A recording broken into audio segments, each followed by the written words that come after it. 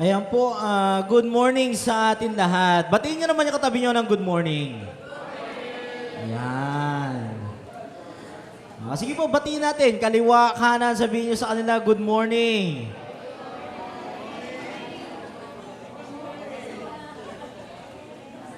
Ngayon po umaga, no? Naka-appreciate yung mga worship songs natin. Kabuuan, no? Praise and worship. Lalo nung nakita ko yung I Am Free, di ba? Tatalunan, yung worship leader, tumalon, tumakbo. Pagkatapos ng chorus, kita eh. Nakakapagod eh, no? Tapos yung kantang We Cry Holy, no? Doon ma-appreciate natin yung kabutihan ng Diyos kung ano yung ginawa niya sa buhay natin eh. Ngayon po, no? Ano bang meron ngayong buwan? Last week pa to, no? Madalas sinasabi natin ay Love Month. Tama? Buwan ng pag-ibig. Ang tanong ko sa inyo, ngayon lang ba tayo dapat nagmamahal? Di ba? Hindi ba pwedeng araw-araw is Love Day? Ganon? Nakuha natin? Sabihin mo nga sa katabi mo, mahal kita. Yan. Arr! Baka mamaya, mahal kita. May pananakmal, ha? Okay. Kuya Jay. Sa ngayong February, kilala nga ito bilang Love Month. Actually, next week, Valentine's Day na. Okay po, nakasunod tayo. Valentine's Day na next week.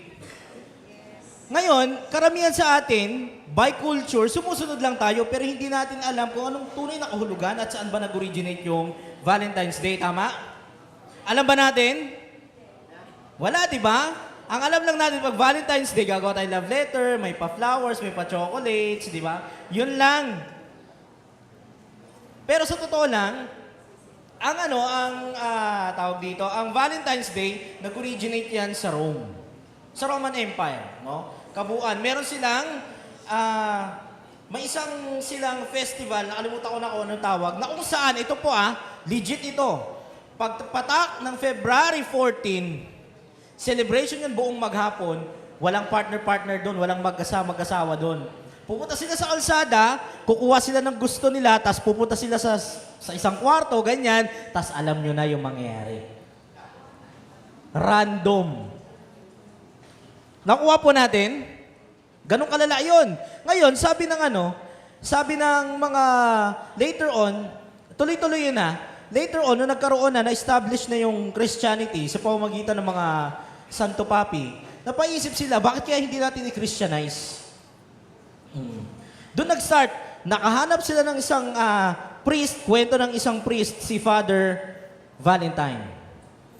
Yan, si Father Valentine, sabi niya, yung mga soldier natin na tawag dito, ay mga sundalo natin, mga Roman soldier natin, pinagbabawalan daw kasi ng Roman Empire na magkaroon ng jowa. Kasi mawawala sa focus sa pakikidigma. So ang sabi niya, sabi ni Father Valentine, hindi ako papayag niyan. Ikaw, meron kang crush? Ikaw, may jowa ka? O, gawa natin ng love letter, ako magpapadala.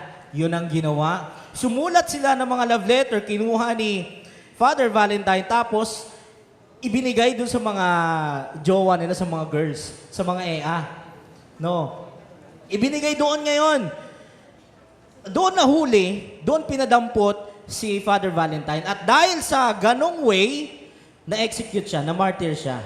Okay, napatay siya. Kaya yung February 14, commemoration para sa pagkamatay ni Father Valentine. Hindi bilang pag-celebrate ng pag-ibig, kundi commemoration yon sa isang taong namatay. Tama? Ngayon sa atin, baliktad. Commemoration ng pag-ibig. Isipin nyo na lang, no? Mga asawa. Yan. Isipin nyo na lang. O di kaya kung sino man may jowa dyan, isipin nyo kung araw-araw Valentine para sa mga partner ninyo. Di ba mas masaya? Araw-araw may chocolate. Araw-araw may love letter. Di ba? Araw-araw may bulaklak. Baliktad! Araw-araw may sermon! Ako po, bilib ako sa mga sa mga nanay. Si Ma'am Ella po, mag-Mother's Day na kaya, purihin ko muna. Si Ma'am Ella po, simula nagkaanak kami, kulang siya sa tulog. Totoo ba? Lagi po siyang kulang sa tulog, laging puyat. Siyempre, kakaalaga nung bata. No? Isang karakter yon na makikita natin sa mga nanay. Kaya bilib din ako sa mga tatay. Na kayang i-endure yung sermon ng nanay. Di ba? Nakuha natin. No? Kaya importante, karamihan sa atin, may iba't ibang way tayo na pag-express ng love. Tama? May iba't ibang way. Sa psychology, meron sila dyan. No? Pero madalas, by expression, paano ba natin ine-express? Yung ibang mga couples, kung mapapansin natin, ine-express nila yung pag-ibig nila o pagmamahal sa pamamagitan ng pagbibigay ng gifts. Tama? Apo, ng mga regalo. Minsan, pag magdi-date, di ba, magaya pa kumain. Love, saan gusto mo? Ikaw bahala. Pag dinala mo, halimbawa kumain kayo, halimbawa sa Kuya J, restaurant, Pagdating doon, sabi niya, bakit dito? Sabi mo kahit ano. Di ba? Parang ikaw pa yung mali. Nagigits ba natin, mga boys? Nakuha nyo ba yon? Lagi na nagbabae yung tama? Pag tinanong mo, anong gusto mong kainin? Ikaw bahala. Binigyan mo, no? Bakit yan? Ano ba? Hindi ka nagsasabi. Di ba? Nakukuha natin. Siyempre, ito naman, Madalas, pag ina-express natin yung pag-ibig natin sa pamamagitan ng forgiveness. Di ba? Yung iba ganyan, pagpapatawad kapag merong nagkasala sa kanila doon sa mag-asawa, siyempre, yung isa, sabi isa, huwag mo kahawakan.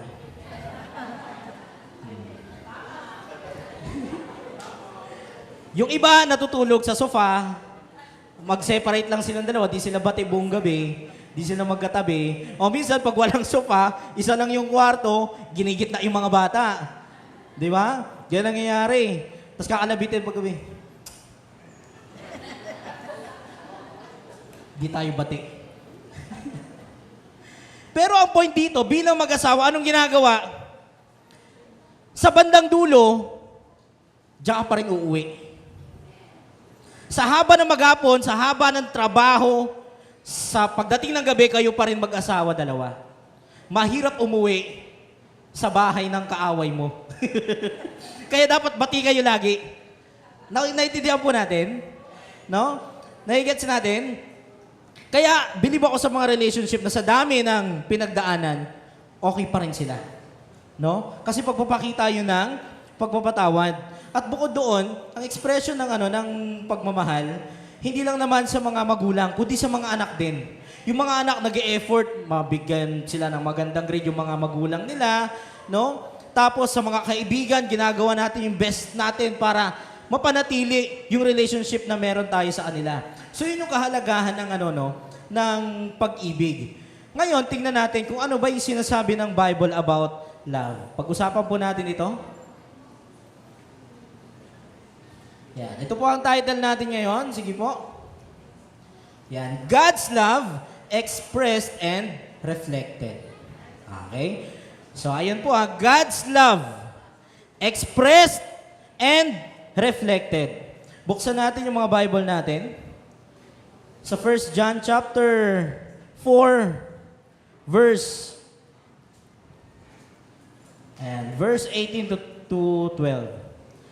Kita ba niyan? Yan. Sabi,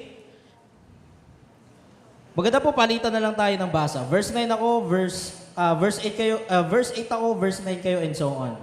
Palitan po tayo. Ready? Ako muna.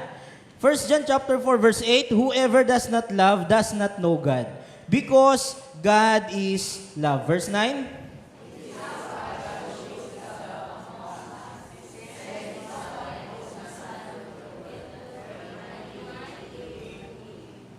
Verse 10, this is love. Not that we love God, but that He loved us and sent His Son as an atoning sacrifice for our sins.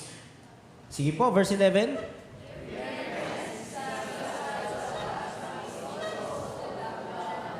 Verse 12 po, sabay-sabay tayo. No one has ever seen God, but if we love one another, God lives in us and His love is made complete in us. Manalangin po tayo. Let's pray. Dakilang Diyos ang makapangyarihan sa lahat. Maraming salamat po, Panginoon, sa patuloy niyo pong pagsama sa amin. Maraming salamat po, Panginoon, sa mga oras pong ito na binigay sa amin na makapag-aral ng inyong pong mga salita. Dalangin po namin, Lord, na gabayan niyo po kami, Panginoon. Buksan niyo po yung puso at isipan ninyo. I-guide niyo po, Panginoon, yung lingkod ninyo na magdi-deliver ng mensaheng ito. Dinadalangin po namin na kayo po yung makita ng bawat isa. Dalangin po namin na i-correct niyo po kami sa pamamagitan ng pag-ibig. I-rebuke niyo kami, Lord, sa pamamagitan ng pag-ibig. At turuan niyo po kami ng tamang paraan kung paano umibig. Lubos po kami nagpapasalamat. Ito po ang aming panalangin sa pangalan ni Jesus. Amen.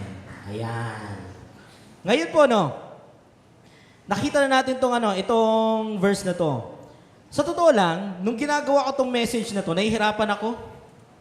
Opo, kasi, una sa lahat, last week kasi sinimulan na ni Pastor Jai. Sabi ko, mauubos na yung reference ng mga Bible about sa love.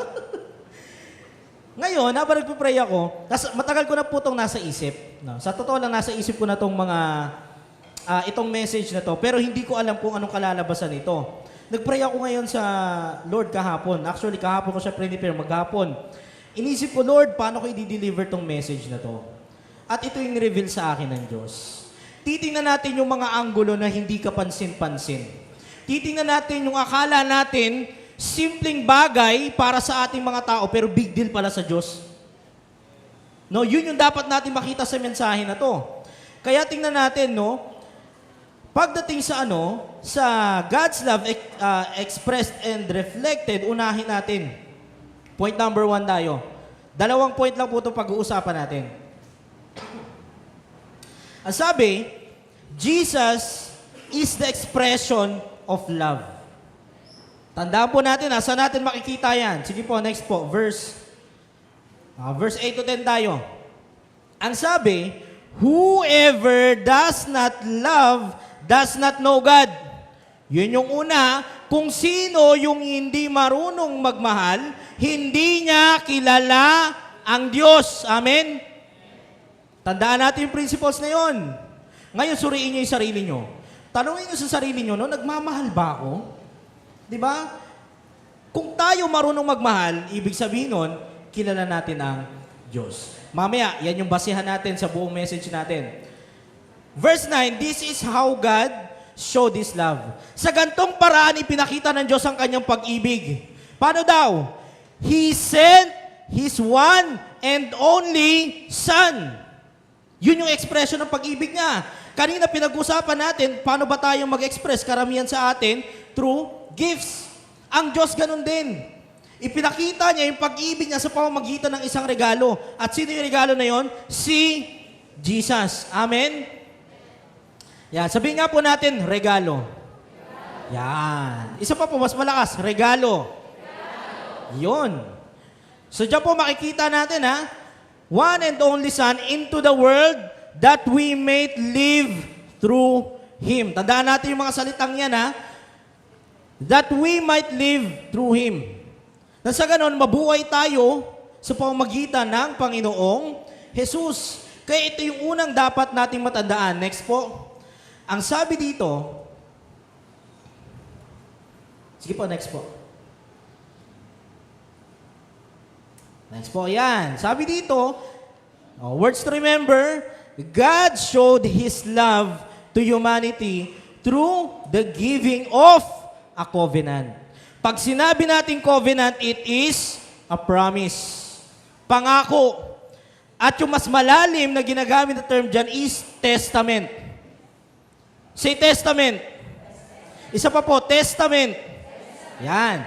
Testament, kaya nabuo yung Old Testament saka New Testament. Di ba? Pag sinabi natin covenant as a testament, ganito yan. Ang Diyos nangako sa tao. Okay? Sa pamamagitan nino, Maraming isa na dyan si Abraham, isa na dyan sa time ni Adan at Eva. Makikita natin na ang Diyos nagpakita ng testament. Kailan ba natutupad ang isang testamento? Last will and testament. Kapag may namatay. Makukuha natin yung benefit ng isang testament kapag may namatay. Halimbawa, napakayaman ko. Yan. Tapos meron akong anak. Halimbawa si Anya, no? Sabi ko sa last will and testament, lahat ng kayamanan ko pag namatay, mapupunta kay Anya. Ngayon, kailan makukuha ni Anya yon? Kapag namatay ako. Nakuha natin? Tandaan natin principles na yun, ha? Ngayon, sa Bible, napakalawak kasi yan, eh. Pipili lang tayo sa Bible para ma-appreciate natin kung paano in-express ng Diyos yung pag-ibig niya sa pamamagitan ni Jesus. Unang bagay, unang verse, tingnan natin. Ito yung time na nagkasala si Adan at Eva. Tama? Nagkasala na sila dyan. Ang sabi sa Genesis chapter 3 verse 15, kayo ng babae aking pag-aawayin. Tagalog po yung kinuha ko para mas maganda. Binhi mo at binhi nga'y lagi kong paglalabanin. Ano yung una makikita nating bagay dyan? Una yung salitang babae. Ibig sabihin, sa babae magmumula, virgin birth. Nakuha? At sinabi dyan, binhi mo at binhi niya. Yung binhi niya, hindi sinabing mga binhi. Hindi yung lahi ng Israel ang tinutukoy, kundi iisang tao. Sino yon? Si Jesus yon. Amen? Ang sabi pa, ang binhi niya ang dudurog sa iyong ulo at sa sakong niya ikaw ang tutuklaw. Ano rin ibig sabihin nun? Ano mas matindi? Mas lethal, kumbaga? Mas dangerous na atake? Yung kagating ka sa paa o madurog yung ulo mo? Obviously, yung madurog yung ulo, yun yung comparison between sa power nung anak at nung ahas. Napakalayo. Kagatin sa talampakan, durog yung ulo. Nakuha natin, ano yung manifestation nun? Darating yung time na darating ang binhi na yan. Magbubuwis ng buhay para kanino? Para sa atin. Amen? Sabihin mo sa katabi mo, huwag kang matulog. Yes! Kalabitin mo. Oh, kapatid, huwag kang muna matulog. Yan. Paalalahanan mo, mahal ka ng Diyos. Yan. Okay.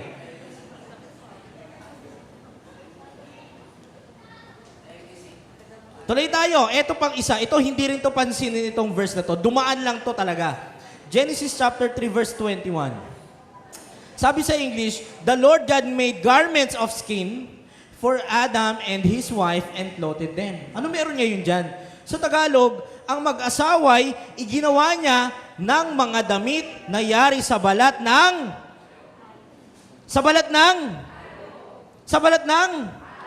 Okay, sa balat ng hayop. Ano nangyari sa hayop nung binalatan? Namatay. Anong ibig sabihin nun? Dahil sa kasalanan na ginawa ng tao, may nagbuwis ng buhay. Amen? Dinadaanan lang natin yan sa Bible. Ang alam lang natin, ay, si Lord pala yung unang nagtatahi, ginawa niya ng damit. Yun lang yung information na alam natin eh. Pero sa totoo lang, manifestation niya ng sacrificial na pag-ibig ng Diyos na dahil mahal niya yung tao, nagbuwis ng buhay yung isang hayop. Amen? Darating yung time. Darating yung tao na yan at magbubuwis din ng buhay. Para kanino? Para sa kasalanan natin. Amen? Kung kayo tatanungin ko, saan ba namatay si Jesus? Ito, kanina. Tinanong ko yan si Mamela kanina. Tanungin kita, saan namatay si Jesus? Paano yung tanong mo? Lugar ba yan? O cause of death? Hindi, sagutin mo lang. Ano yung saan siya namatay? Sabi niya, hindi eh.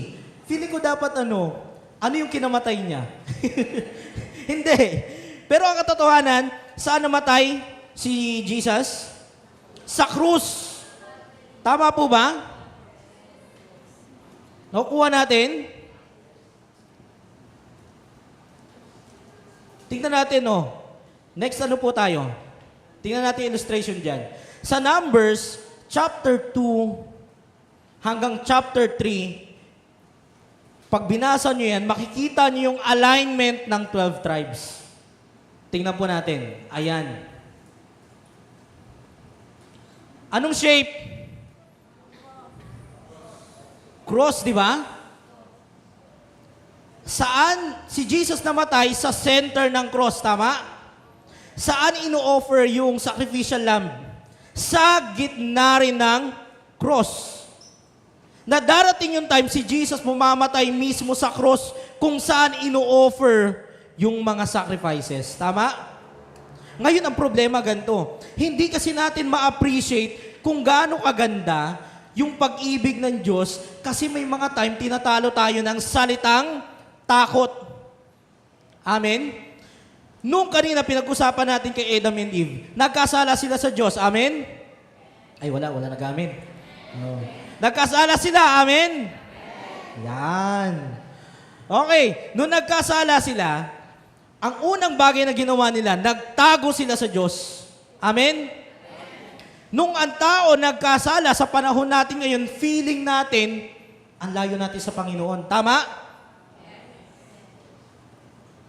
Di ba? May mga pagkakataon, dahil nagkasala tayo, hindi tayo makapag-pray, hindi tayo makapag-devotion, hindi tayo makabasa ng Bible kasi feeling natin, ang layo natin sa Diyos. May mga pagkakataon naman, ganito na lang, no, practical. Sino may mga utang dito ngayon? Siyempre, wala magtataas. meron ako nakitang isa. No. Ayan din, may mga nagtataas din. Isipin nyo, no, ganito yung natural na expression ng tao. Kapag hindi nila kayang bayaran yung utang, nagtatago sila. Tama? Kapag ang tao may sakit, natatakot silang mamatay. Tama? Dahil sa takot, meron tayong nakakalimutan. Ang salitang pag-ibig. Walang takot sa pag-ibig. Amen? Isipin nyo na lang, no? Ganto. Bakit yung mga masasamang tao, mga magnanakaw, ganyan-ganyan, kailan pumupunta sa bahay natin? Pag walang tao, pag madilim, pag gabi, lalo yung mga akyat bahay, di ba? Kasi doon sila makakagawa ng kasalanan. Bakit? Kasi takot sila sa katotohanan na sila ay isang magnanakaw. Amen? Tayo ganun din. Once na nagkasala tayo sa Diyos, nagtatago tayo sa liwanag niya. Bakit? Kasi pag humarap tayo, makikita na tayo ay makasalanan. Amen? Pero ano sabi ng Bible? Kayang alisin ng pag-ibig ang lahat o anumang uri ng takot. Amen? Kung takot ka sa cancer, nakalimutan mo, may Diyos ka na kayang magpagaling dahil minamahal ka niya. Amen? Kung takot ka sa utang, nakalimutan mo, may Diyos ka, mahal ka, kaya kayang i-provide yung pangailangan mo. Amen? Nakukuha po natin, naalis ng takot yung pag-ibig eh. Nakakalimutan natin yun eh. Pero once na natuto tayo magmahal, makikita rin natin kung gaano tayo kamahal ng Diyos. Amen? Ngayon po, tanungin ko kayo, no? Alam nyo ba yung scapegoat na term? Opo, alam niyo yung scapegoat na term?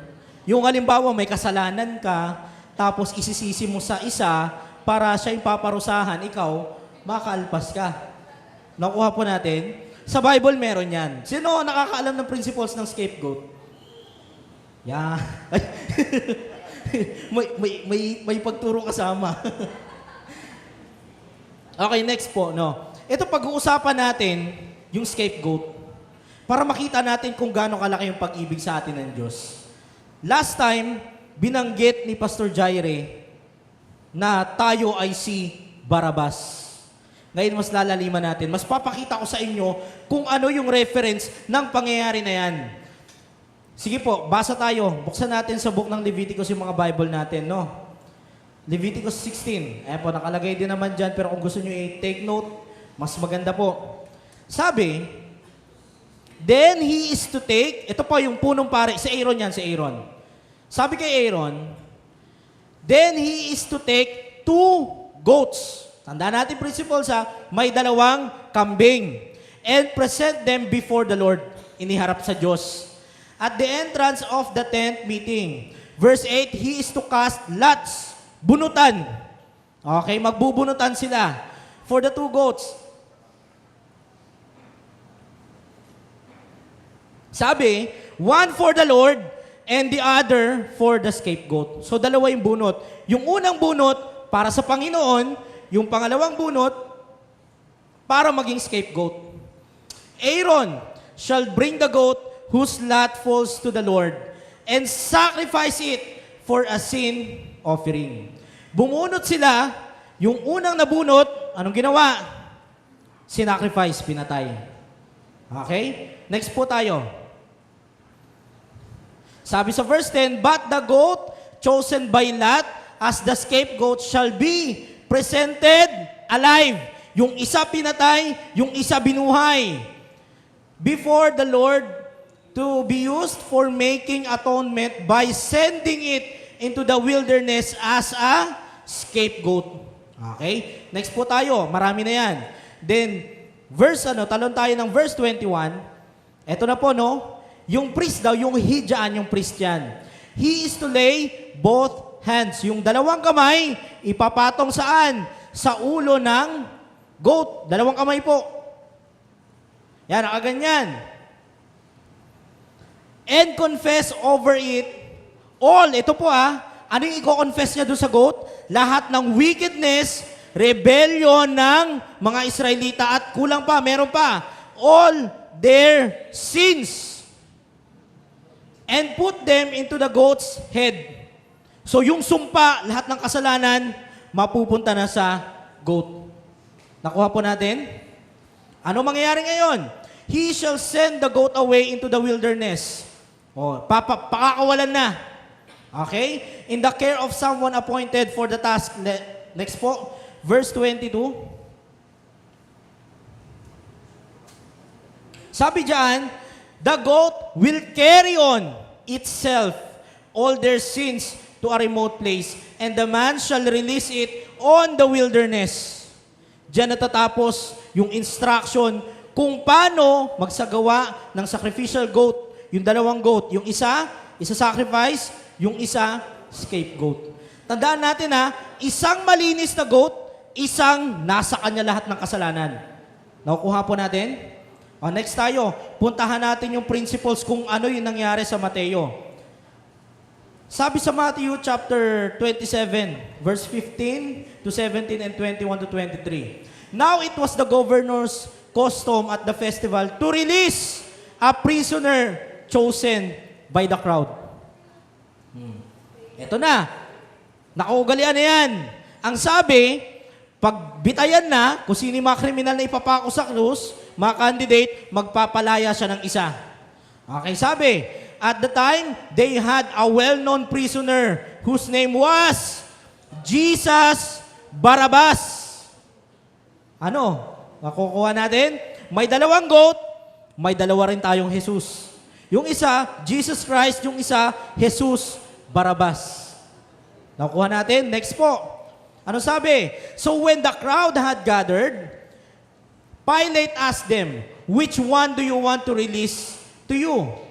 Jesus Barabbas or Jesus who is called the Messiah? At ano yung sagot nila? Sige po, next tayo. Ang sagot nila, eto po, which of the 2 of you want me to release to you? As the governor, Barabbas, they answered. Sino yung pinili nila? Barabbas. Sino daw si Barabbas? Well-known criminal. Nasa kanya yung kasalanan lahat ng tao. Hindi binanggit dyan kung ano, pero ang punto dyan, isa siyang makasalanan na tao. Dahil nasa death penalty siya, candidate siya sa pagkamatay sa cross, ibig sabihin nun, malala yung kasalanan na ginawa niya. Nakuha po natin. Next po tayo. Sabi dyan, what shall I do then with Jesus who is called the Messiah? Pilate asked. They all answered, crucify him. Ipako siya sa krus. At ano pa yung kasunod? Sabi, why? What crime has he committed? Asked Pilate. But they shouted all the louder, crucify Him. Isipin ninyo yun. Sino ba yung mga sumisigaw na ipako siya sa krus? Yung pinagaling niya, yung pinakain niya, tinuruan niya, lahat yon sumigaw ng ipako siya sa krus. Imagine niyo kung gaano katindi. Nakukuha po natin, nagigets natin yung pinupundo. Ito, no, para mas makuha natin. Meron tayong dalawang kambing, mayroon din tayong dalawang Jesus. Ngayon, yung pangalan na Barabas, para hindi tayo malito yung Barabas, yung bar, ang ibig sabihin ng bar is son of. Yung Aba, ibig sabihin, Father. Ang ibig sabihin ng Barabas, son of the Father. Sino si Jesus? Son of the Father. Dalawang kambing, dalawang Jesus, dalawang anak ng kanilang mga ama. Amen? Yung isa, dala niya yung kasalanan ng mundo. Yung isa, malinis. Yung isa, pinakawalan. Yung isa, ginawang sacrifice. Ngayon, ano significance ito sa pinag-uusapan natin? Balik tayo sa principles na sinabi ni Pastor Jai. Tayo si Barabas. Ako si Barabas, kayo si Barabas. Bakit? Isang taong makasalanan. Sarili lang natin yung sinusunod natin. Pasaway sa magulang, maraming bisyo, malalaswang kaisipan, pagmumura, pagnanakaw, pagpatay, hindi marunong magmahal. Sa dami ng kasalanan natin na dapat tayo ang nagbayad, may isang Jesus na nagbuwis ng buhay para makalaya tayo sa kabila ng ating mga kasalanan. Amen?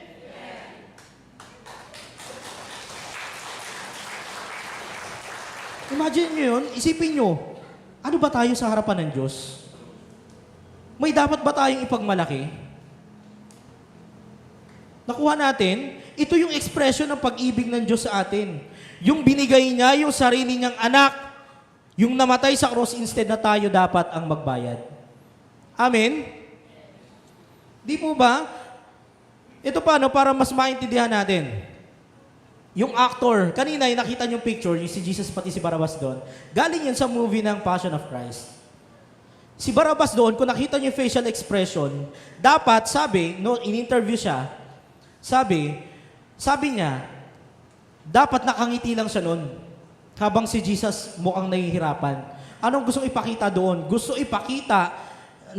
i-portray, sabi ni Mel Gibson, yung director, sabi niya, gusto ipakita ni Barabas, nakakamuhian siya ng mga tao. Na kahit sugatan yung kaharap niya, kaawa-awa, tumatawa pa rin siya. Pero doon sa facial expression niya, mukha siyang naawa.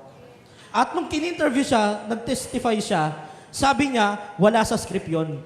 Original na reaction ko yun, na nakita ko, nag-reflect sa akin kung sino yung nagligtas ng buhay ko. At the moment na yun, pagkatapos ipalabas yung Passion of Christ, naging Christian siya. Anong way? Yung movie na yon at yung role na ginampanan niya bilang Barabas. Kasi ganun tayo eh. Hindi natin marirealize kung gaano tayo karumi sa harapan ng Diyos kung hindi maipapakita yun sa liwanag. Kaya ngayon, nasa liwanag na tayo. Hayaan natin na linisin tayo ng liwanag ng Diyos. Amen? Huwag na tayo mamuhay sa karumihan. Ito pa, no? Ang salitang religion, galing siya sa salitang religare, nang ibig sabihin ay to bind fast. Ibig sabihin, pag-ipunin ng mabilis. Sabi sa mga pag-aaral, no? Nabuo daw yun dahil sa takot ng mga tao na life after death, ano mangyayari sa kanila. Kaya naghanap sila ng Savior. Sa kabuuan ng religion sa buong mundo, sinabi rin to ni Pastor Jai, totoo to, lahat ng religion sa buong mundo, tao ang umaabot sa Diyos. Pero ang Christianity kakaiba. Ang Diyos ang umabot sa tao. Amen?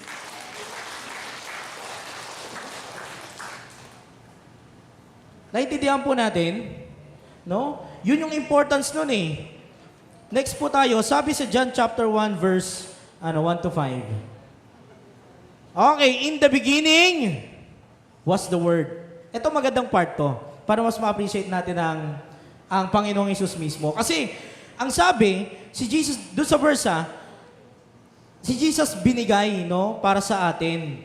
Ang point dito, marami nagtatanong, paano yung mga nasa Old Testament? Hindi ba para sa New Testament lang yan, pati sa atin, sa time natin ngayon?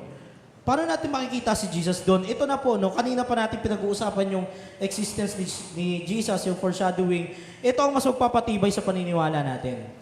Sabi sa 1 John chapter 1, verse 1 to 5, "In the beginning was the Word, and the Word was with God." Sino yung Word na yon? Si Jesus yon. At kasama na daw siya ng Diyos. And the Word was God. Yung salita, si Jesus, Diyos. He was with God in the beginning. Ito yung magandang part.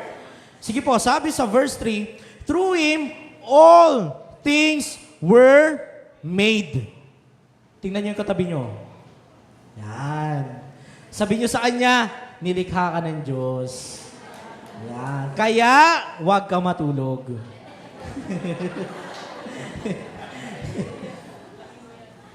Nakuha po natin? Okay, sabi pa sa sa verse 4, sa verse 3, without Him, nothing was made that has been made. Ibig sabihin, lahat ng meron tayo ngayon, galing yon sa Diyos. Amen? Trabaho natin, galing sa Diyos. No? Yung upuan nyo, galing sa Diyos. Yung damit ninyo, galing sa Diyos. Di ba? Sabi pa sa verse 4, "In Him was life." So ikaw mismo, ako mismo, lahat tayo, galing sa Diyos. Amen? Sa pamamagitan ng Panginoong Jesus. Sabihin mo sa katabi mo, kalabitin mo ulit, sabihin mo, hindi ka aksidente na nandito. Yan. Sabihin mo sa kanya, kaya ka nandito para hindi matulog.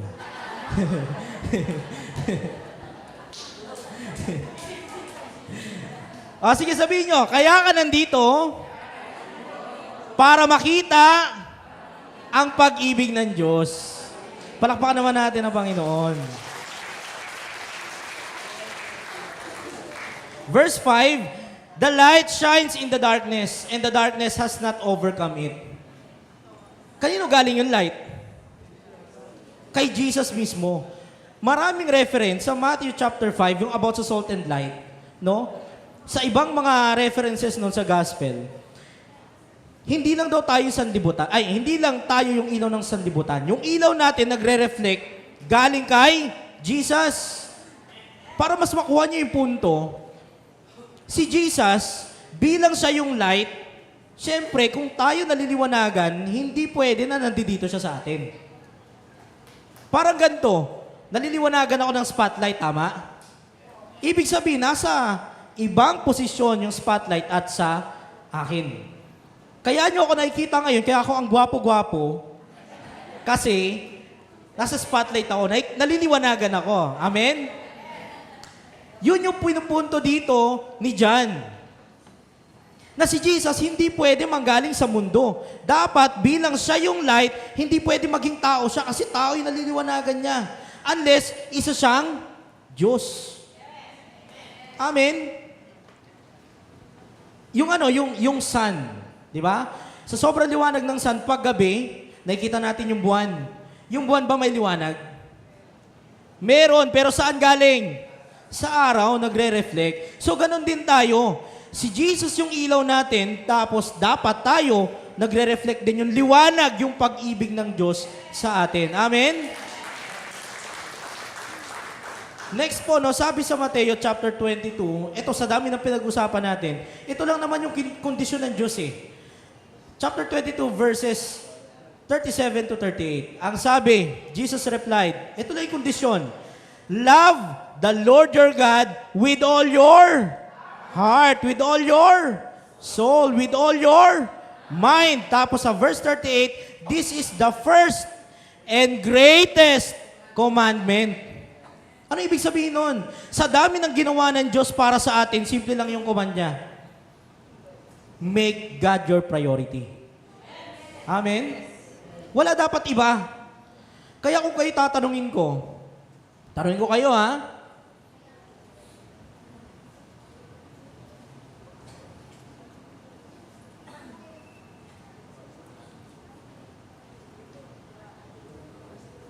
Naging priority nyo ba? No, naging priority nyo ba yung Diyos ngayon? Amen. Kanina. Ay, hindi sila sure. Priority nyo ba yung Diyos kanina? Ay, hindi na. Konti na lang talaga. Kahapon. Ay, biglang lumakas kahapon. So, kanina hindi. Kahapon, oo. Di ba? February ngayon, di ba? Nung January, naging priority nyo ba ang Diyos? Nung New Year, priority nyo ba ang Diyos? Ay, umunti na naman. Kasi tandaan natin making God your priority. Ngayon, bago tayo magtuloy, kwento ko lang sa inyo. May isang maalamat na tao sa China.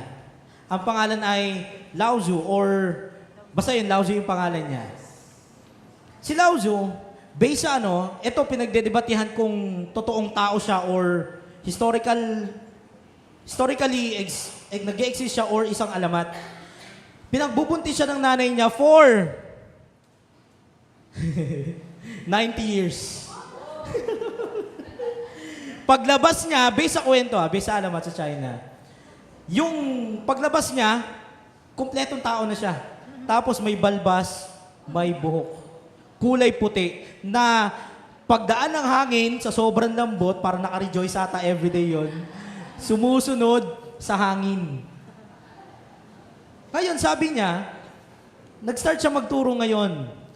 Ang tamang way para makasunod tayo sa para dumating sa atin yung mga blessings, dapat sumunod tayo sa concept niya ng way. Ano yung way na yon? Parang energy yon ng sanlibutan, na kapag nag-against ka doon, mawawala sa iyo yung blessing. Kaya ang sabi niya, nag-represent siya ng mga kung sino-sinong Diyos, kasama yung iba't ibang mga aral. Kasama doon! Ito, paki-next po. Next po tayo. Sino meron ito nung New Year?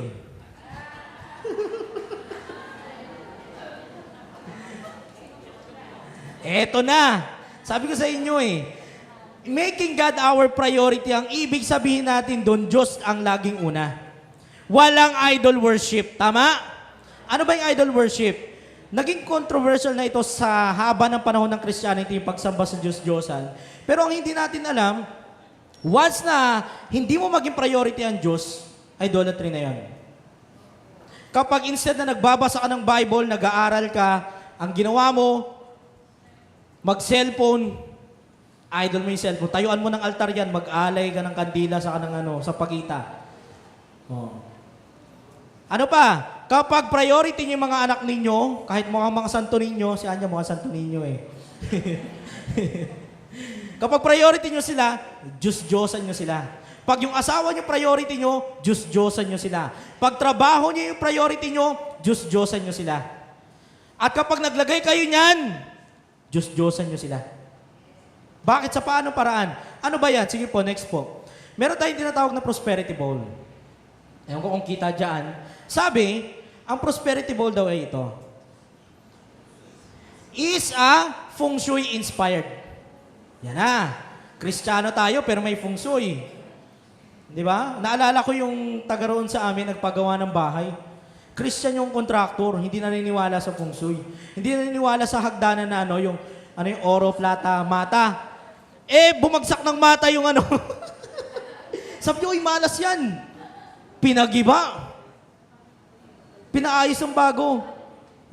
Tas ang awkward, yung huling hagdan, parang dalawa yung pagitan. Ang taas ng... Nakuha natin. Ano sabi dito? Feng Shui-inspired symbolic arrangement used during Lunar New Year to attract wealth, good fortune, and abundance. It is typically filled with raw rice, 12 coins, 12 pieces of paper money, bay leaves, and round fruits displayed for 3 to 7 days and placed in visible, calm area of the home. Kaya tanong, anong mali dyan? Sige po, next po tayo. Ang sabi, key influence, eto na, si Lao Tzu, na kinukwento ko sa inyo, yung matanda, siya yung founder, kinikilalang founder o nag-start ng religion na Taoism at Feng Shui. Sabi, the core concept of balancing energies, feng shui, and honoring, eto na, deities. Ano yung deities? Mga Diyos. Pag naglagay kayo ng prosperity bowl, nag-worship kayo sa mga Diyos na to. Sino daw? Kaishen, God of Wealth. And Sanshung, Fulushu, o gods of happiness, prosperity, longevity, are rooted in Taoism and traditional Chinese beliefs. Nakuha natin? Kapag naglagay kayo niyan, anong ibig sabihin niyan? Idol worshiper kayo. Kala ko ba priority natin ang Diyos? Pero bakit nadadala tayo sa mga maling turo? Ang mahirap kasi sa atin, sa simpleng pagsunod natin sa mga kinagis ng kultura, sa pamahiin, di ba mga kaugalian, hindi natin alam, sumasamba na pala tayo sa ibang Diyos. Sabi na, sa isip niya mga yan, next year, hindi ko sasama sa pagpo-post yan. Naka-hide to kay Pastor Willie. Ay, Pastor Anthony. Okay lang i-hide sa akin. Pero sa Diyos, hindi nyo yan may tatago. Di mo ba? Ngayon alam na natin, sana naman, next New Year, no? Alam ko, hindi nyo pa ito alam, maintindihan ko, pero next New Year, tas naging preacher ulit ako, asahan nyo. Next tayo, yung ampaw. Ano ba yung ampaw na yan? O known as angpaw. Angpaw as a talisman. Alam nyo ano yung talisman sa Tagalog? Anting-anting. Yung mga sobre, yung sobre na pula, alam niyo ito, in reality, to be fair, okay naman na sobrang pula yun eh. Ang problema, may Chinese character na hindi na natin maintindihan. Doon siya nagiging masama. Bakit? Kasi agimat at anting-anting yun. Sino ba naniniwala pa sa anting-anting dito?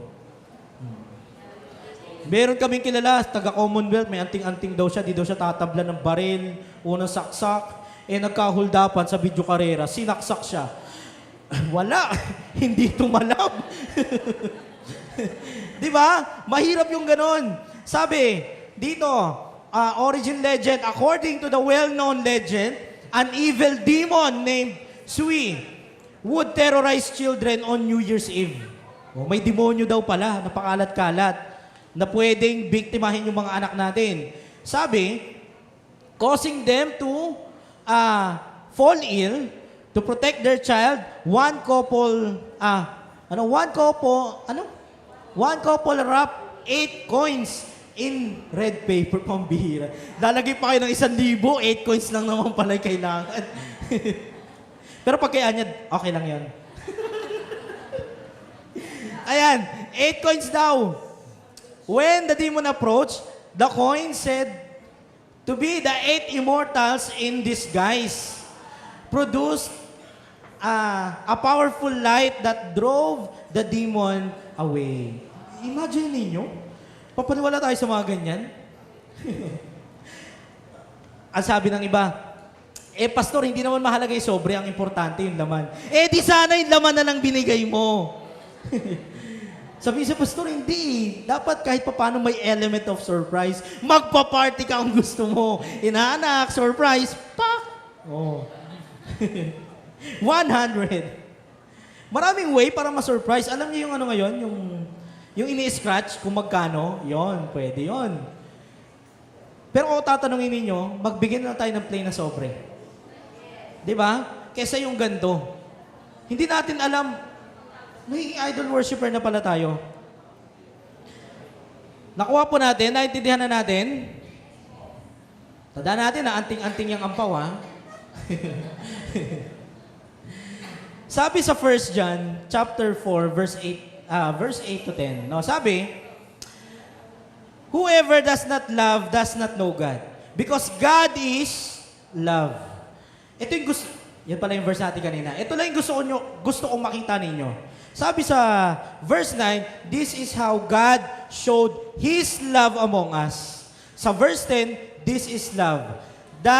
Not that we love God, but that He loved us. Simple lang gusto kong sabihin sa inyo. Minahal tayo ng Diyos without any requirements. Hindi ka minahal ng Diyos dahil maganda ka, matangkad ka, tapos ako maliit lang. Ibig sabihin, di na ba ako mahal ng Diyos? Di ba? Walang ganon. Ito po, no, nung ako nag-aaral pa, nung college ako, meron akong crush. Pero hindi si Mamela yun. Uy, jealous. Ay, hindi, joke lang. Tony Cell 32. Hindi, wala po. No. Eto lang, kwento ko lang sa inyo. Yung ano kasi namin, yung tawag dito, yung seminary kung saan ako nag-aaral, may chapel yon. Tapos every Wednesday or Thursday, depende sa schedule na ginagawa pag kada beginning ng school year, meron kaming midweek service. Okay? Saturday, na-assign kami na mag-backup. Ako, drummer ako, pero pinag-backup ako dun, ha. Tapos, dalawa kaming backup, isa worship leader, kasi medyo busy sa studies yung iba. Sabi ko sa inyo, yung crush ko na yon, maputi, medyo chinita, matalino, masipag. Di ba? Ayun yun. Then, eto na, no? Na-assign na kami. Practice. Gabi, bago yung service kinaumagahan. Practice gabi. Okay na. Dalawa kami dito sa side na to, yung mga musician nasa kabilang side. Okay? Hindi, tontuwa ako, saya ako, katabi ko yung crush ko. Tapos pares pa kayong makakanta, kahit medyo sitinado ako. Then later on, meron akong naamoy. Mabagsik. Malakas. Baho. Pero ayoko naman maging judgmental. Pinagmasdan ko yung mga musician, alayo naman sa amin, nasa kabilang side. Kumbaga, nandito kami, nandun sila, ito yung part na to. Tumingin ako, syempre sa harapan, walang tao. Tumingin ako sa likod ko, wala. Dahan-dahan ako, inamoy ko. Kabila. Wala talaga. Kung hindi ako yun, siya yun. Di ba? Sinasabi ko sa inyo, ano sabi ko sa inyo kanina? Yung crush ko, nagustuhan ko siya kasi maganda, masipag, matalino, medyo singkit. Dahil sa isang amoy, lahat yun nawala.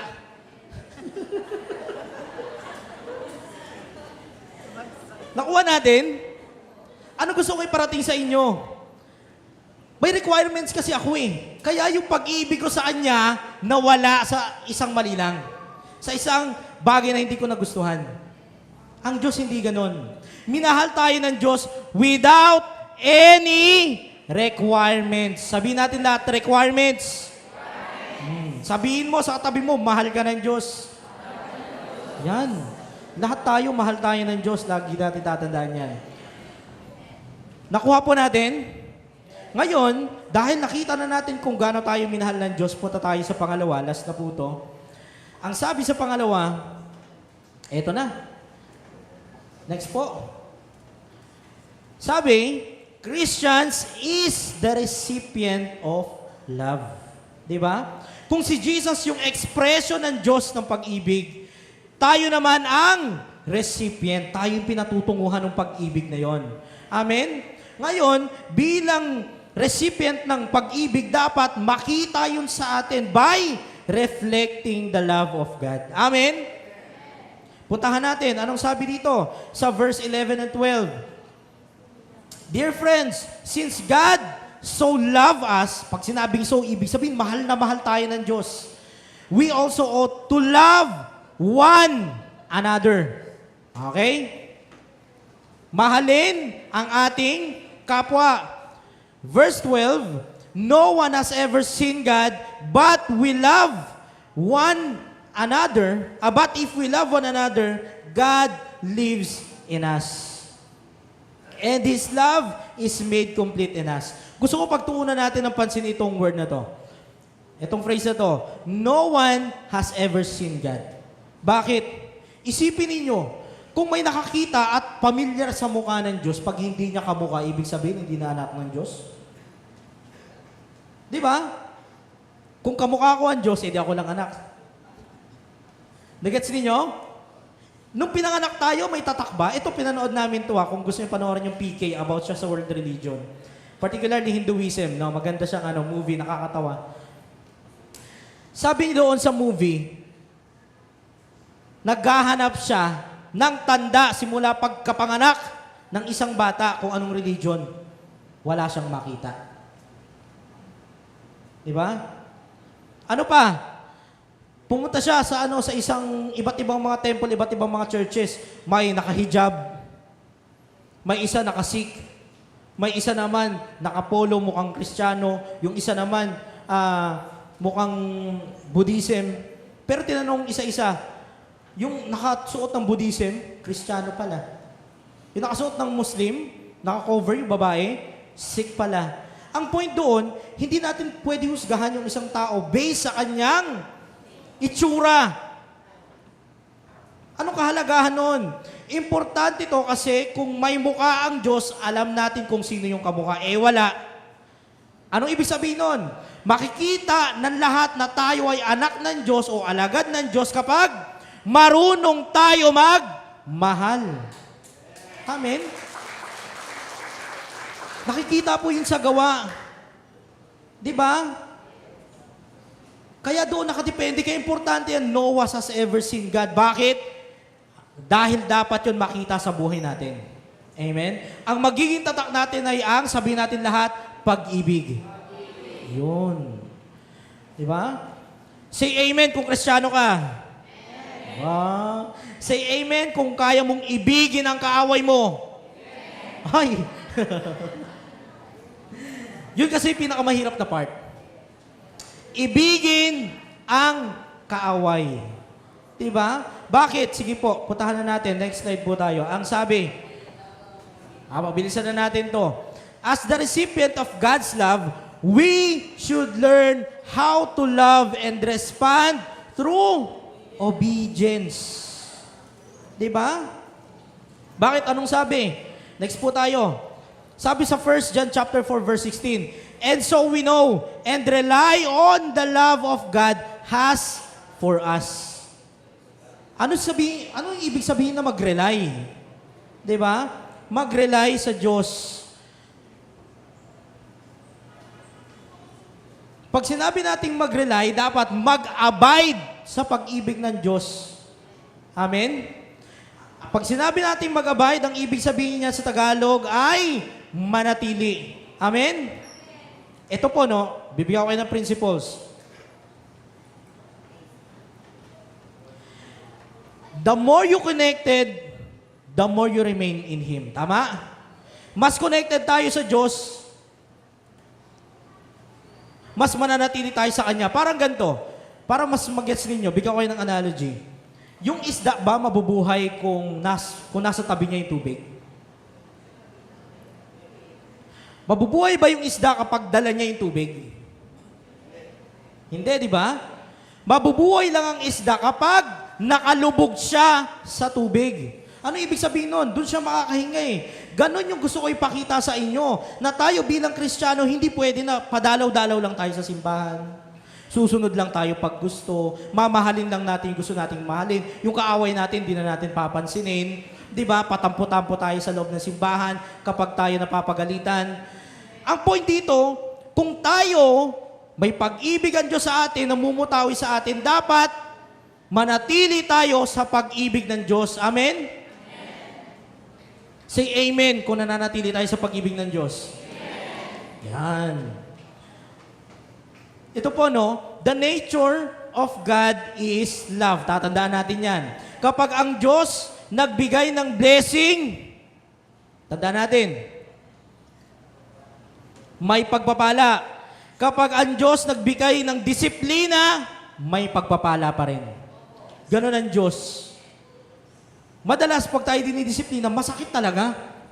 Di ba? Sino bang magugustuhan yun? Pero ang point dito, paano natin siya ititake? Paano natin siya titingnan? Kasi sa lahat ng bagay, may gustong ituro ang Diyos sa atin. Amen? Di po ba? Kung ang Diyos ay pag-ibig, dapat din tayong matutong umibig. The more you remain in Him, nagiging mas loving tayo. Sino dito yung may may nakasama na mga positive na mga tao? Yung kahit saan ka magpunta, laging positive sa kanila, Huwag lang sa drug test. Ibang usapan yun. Think positive lagi. Meron naman, may mga negative na tao. Kahit saan ka magpunta, marami silang sinasabi. Para lahat na lang kaaway nila.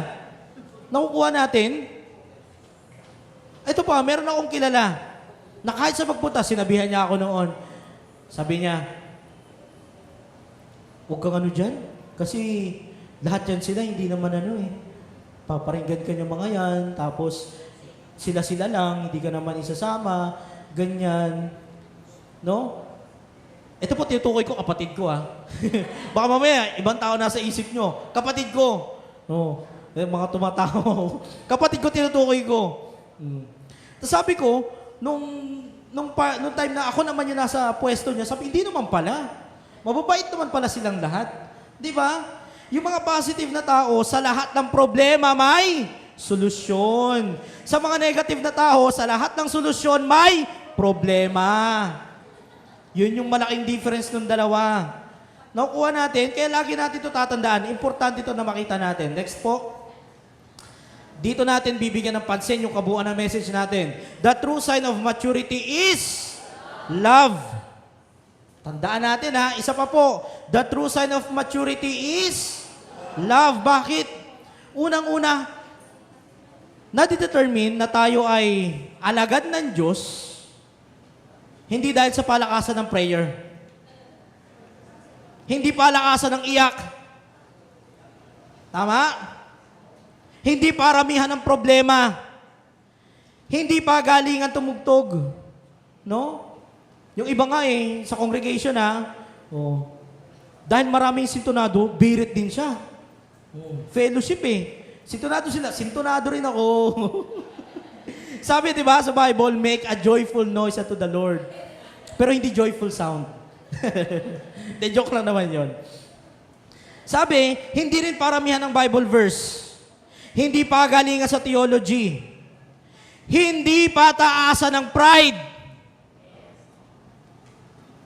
The more na nagiging matigas ang ulo natin, mas pinapakita lang natin na hindi tayo mga Kristiyano. Amen? Bakit? Ano bang sabi? Ito po nalalaman na tayo ay Kristiyano. Ano daw ibig sabihin kanina? The true sign of maturity is love. Anong sabi sa John chapter 13? Ito, pangalan to ng youth. Sabi, a new command I give to you, love one another. Tandaan magmahalan. As I have loved you, so you must love one another. Verse 35, by this, everyone will know that you are my disciples if you love one another. Amen? Ang mas malala pa nito, pag worker tayo ng simbahan pero pasaway tayo, matigas ang ulo natin, hindi tayo marunong magpatawad. Simula sa children ministry youth ministry, Dorcas, Mugia, mga pastor, praise and worship team. Kung tayo worker ng simbahan, matigas yung ulo natin, hindi tayo marunong magmahal sa kapwa, tanungin natin, Kristiyano ba ako? Bakit anong sabi malinaw everyone will know, lahat ng tao malalaman na Kristiyano ka, disciple ka ng Diyos if you love one another. Kung hindi ka marunong magmahal, sabi ng Bible, hindi ka alagad ng Diyos. Amen? Yun yung pinaka-clear na statement dito. Kaya nga sabi ko sa inyo, paalalahanan ko kayo, kaya nga, the true sign of maturity is love. Diba? And last verse natin, sabi sa 1 John chapter 2, verse 9 to 11, ang sabi diyan, ang nagsasabing siya ay nasa liwanag, ngunit napupuot sa kanyang kapatid ay nasa kadiliman pa. Ano ibig sabihin nun? Ang nagsasabing siya ay nasa liwanag, Kristiyano ako pero galit ako sa'yo. Pwede ba yon? Nakukuha natin yung principle sa sinasabi ni John dito. Ang nagsasabi na Kristiyano siya, pero hindi marunong magmahal, ay nasa kadiliman pa. Sino ba yung nasa kadiliman? Sino yung kumikilo sa kadiliman? Si Satanas.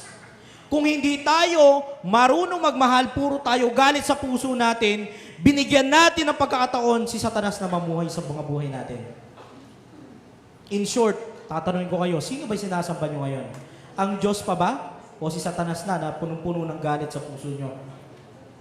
Amen? Sabi, sa verse 10, ang umiibig sa kanyang kapatid ay nananatili sa liwanag. At hindi siya magiging sanhi ng pagkakasala ng iba.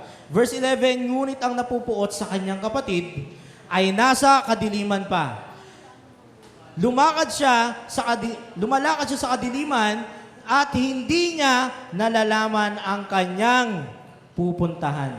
Anong point nun? Dahil sa pag-iwas niya sa Diyos, namumuhay siya sa kadiliman. At isipin niyo na lang, no, simula dito sa simbahan, try niyo pumikit at try niyo lumabas hanggang gate. No.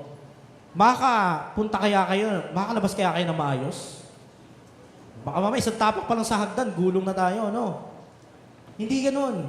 Ang sabi dito ng Diyos, importante na tayo bilang anak ng Diyos, marunong tayo magmahal. Matuto tayo magpatawad. Bakit? Malalaman ng buong mundo na alagad tayo ng Diyos kapag marunong tayo magmahal. Ano nga yung sign ng maturity? Love. Kung walang pag-ibig, immature. Yun lang yun. Okay po? Dito natin tapusin. Ang sabi, no? The true love. Sige po. Next po. True love is sacrificial and unconditional. Tatandaan natin yan. Ang Panginoong Hesus nagbuhis ng buhay para sa atin. Tama? A love that chooses forgiveness over guilt and hatred. Napaka-importante niyan. Sabi sa Ephesians, dito natin tapusin sa verse na to, so that Christ may dwell in your hearts through faith. And I pray that you, being rooted and established in love, panalangin to ni Paul sa Ephesian Church, may have power together with all the Lord's holy people, mga tinawag ng Diyos. No, church po yan. To grasp how wide, how long and high, and deep is the love of Christ. Hindi masukat. Di ba? Yung kanta kanina, yung opening song. Di ba? Your love is higher. Your love is deeper. Your love is wider. Hindi masukat yung pag-ibig ng Panginoong Hesus sa atin. Kaya let's appreciate yung ginawa ng Diyos sa atin. Let's appreciate yung ginawa ng Diyos sa atin kasi napaka-importante nito na maintindihan na tayo bilang mga lingkod ng Diyos. Kaya tayo natuto magmahal kasi may unang nagmahal sa atin. Gusto ko lang pong i-quote itong lyrics ng kanta kanina. Ito pong Higher, Wider, Deeper ay matagal ko ng paboritong kanta. 14 years ago pa. College pa lang po ako nitong kantang to. Bakit ko siya naging paborito? Bukod sa musicality niya, sa areglo niya, napakaganda ng message, pure about love and theology. Ang sabi, how beautiful is love that you would lay down your crown. Di ba? Ang Diyos, inabot tayo. Surrender your throne in heaven so that I could be found. How awesome is this love that conquered the grave? Love that can move the mountains yet knows me by name. Kilala tayo ng Diyos, amen? Di ba? It's unbreakable, it's undeniable. Nothing will ever separate us. Sabi, your love is higher than the skies up above. Di ba napakaganda? Your love is wider than what I can dream of. Your love is deeper. It's the greatest of all. Tayo po tayong lahat. Kantahin natin ang Higher, Wider, Deeper.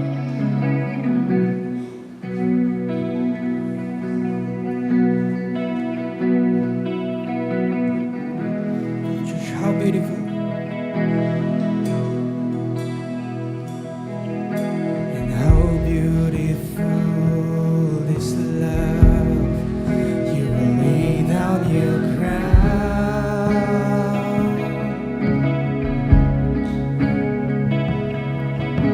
Surrender your throne in heaven so that I could be found. How awesome, and how awesome is this love that conquered the grave.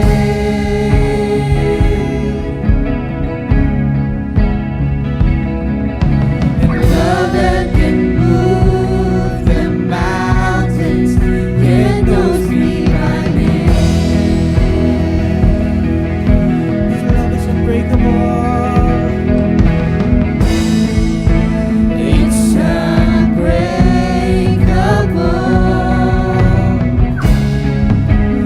It's undeniable.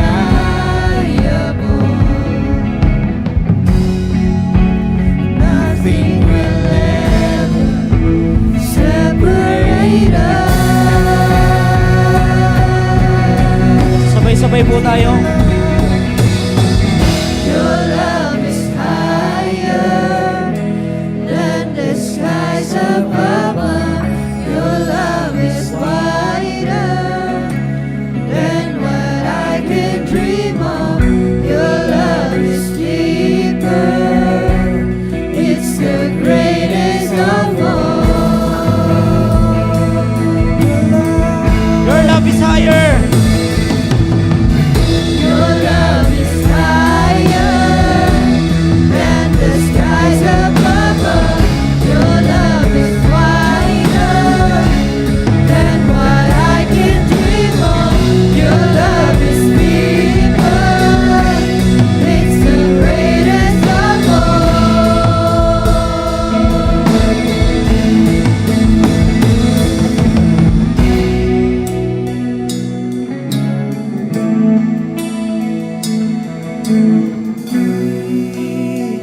Are you Father?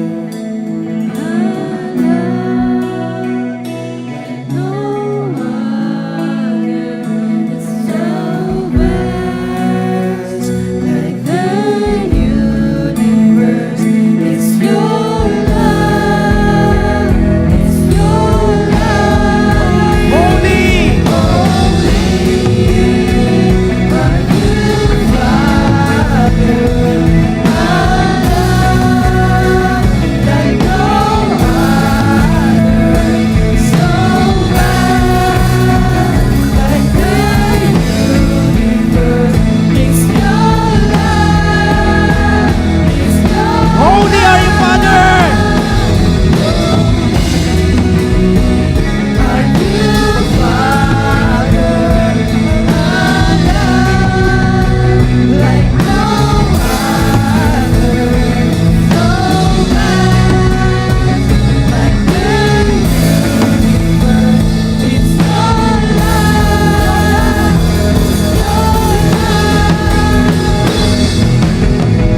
your love is higher than the skies above. Your love is wider than what I can dream of. Your love is deeper. It's the greatest of all. Come on, church, lift your voice. Sabay-sabay po tayo. Your love is higher.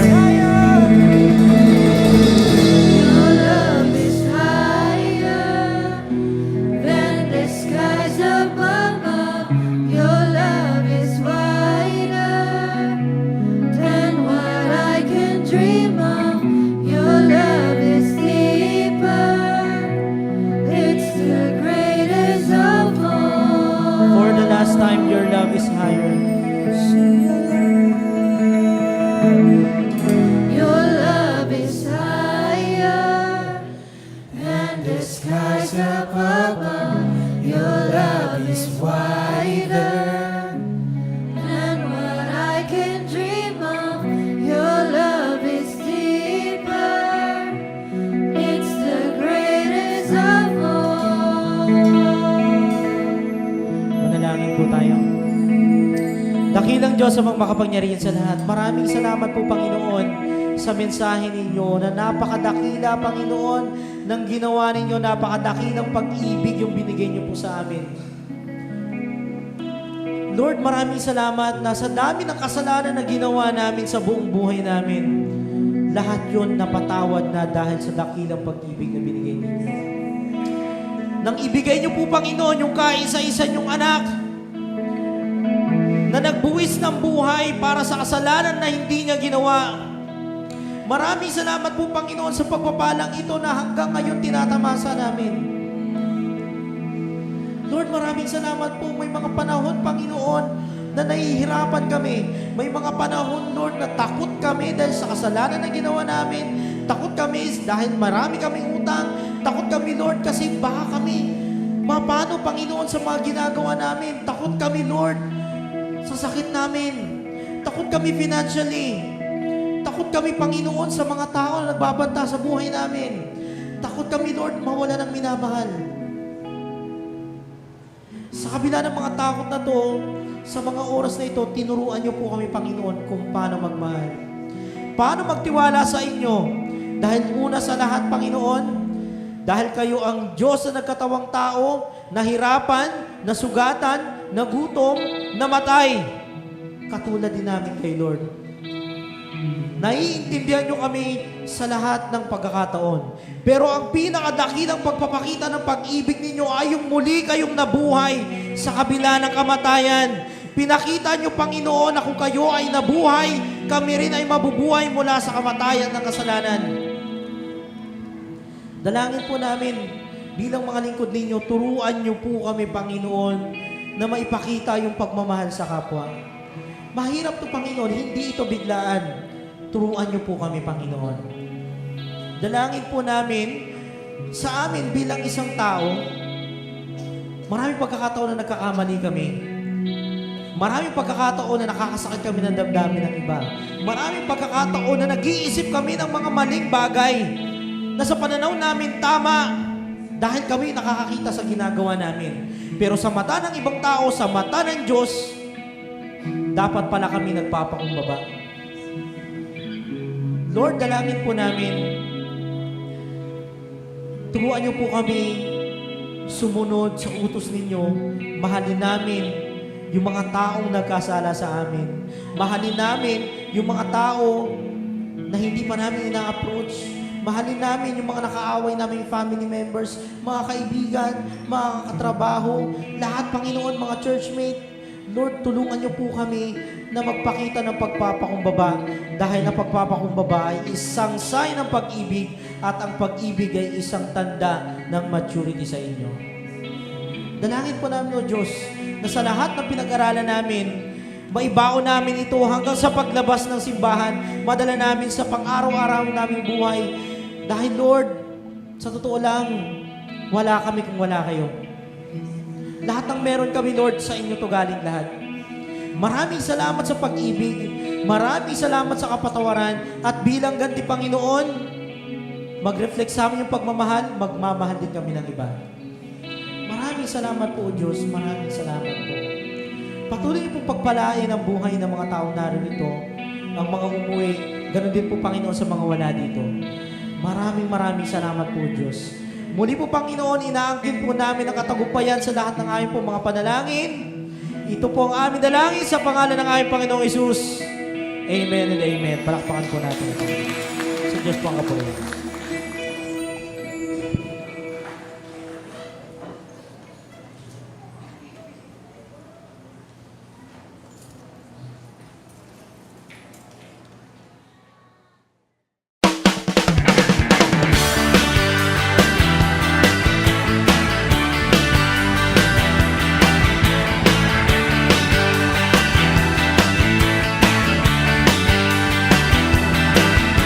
God, you've been so good to me. You came and found us orphan and you brought me right into your family. Oh yeah. Oh God, you've been so good to me. You threw away my past and you never count my sins against me. No, thank you, Lord. You got me dancing, and now I'm shouting. You got me leaping, and now I'm spinning hallelujah. Oh, you're so good to me. You're so good to me. So good to me. Oh God, you've been so good to me. And every day I wake up, I breathe another breath of your mercy.